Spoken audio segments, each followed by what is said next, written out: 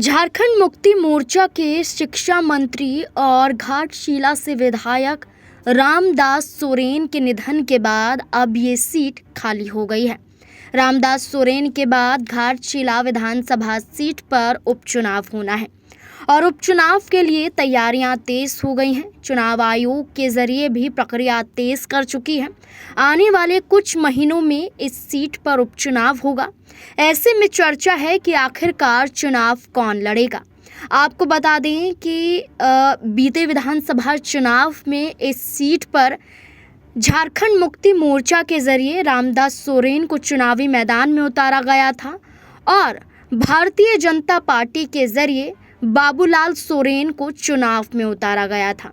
बाबूलाल सोरेन जो चंपई सोरेन के सुपुत्र हैं, लेकिन वो चुनाव नहीं जीत पाए थे। ऐसे में रामदास सोरेन ने चुनाव जीता, विधायक बने और साथ ही साथ शिक्षा का विभाग भी उन्होंने संभाला। लेकिन उनके निधन के बाद अब ये सीट एक बार फिर से खाली हो चुकी है।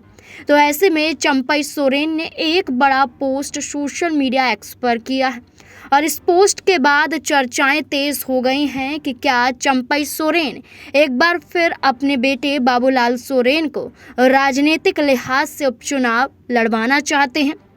दरअसल इंटरनेट पर एक पोस्ट किया गया और लगातार ये पोस्ट झारखंड की राजनीति में चर्चाओं का विषय बन गया।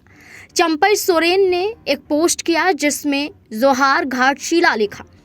इसके बाद कुछ ही घंटों के दौरान ही चंपई सोरेन ने एक और पोस्ट किया जिसमें एक तस्वीर भी साझा की गई। जोहार घाटशिला तो लिखा, लेकिन जो तस्वीर साझा की गई इसके बाद अटकलों का बाजार तेज हो गया। दरअसल तस्वीर पुरानी है लेकिन इशारा नया है। चंपई सोरेन अपने बेटे बाबूलाल सोरेन के साथ नजर आ रहे हैं, मुस्कुराते हुए दिखाई दे रहे हैं। तो ऐसे में माना जा रहा है कि बाबूलाल सोरेन को चंपई सोरेन उपचुनाव घाटशिला से लड़वाना चाहते हैं।